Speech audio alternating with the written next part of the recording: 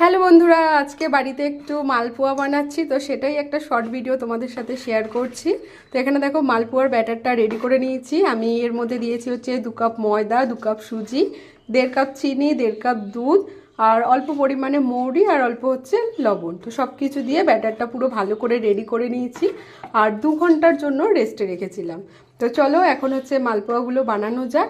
এই হাতার 1 চামচ করে আমি হচ্ছে তেলের মধ্যে দিয়ে দেবো। তেল এখানে দেখো গরম হয়ে গেছে। তো এই হচ্ছে 1 হাতা করে আমি দিয়ে দিলাম। তো মালপোয়াগুলো নিজে থেকেই দেখো খুব সুন্দর করে ফুলে উঠবে। দেখো কি সুন্দর ফুলে উঠেছে। এবার ওপিটটা আমি করে দেব।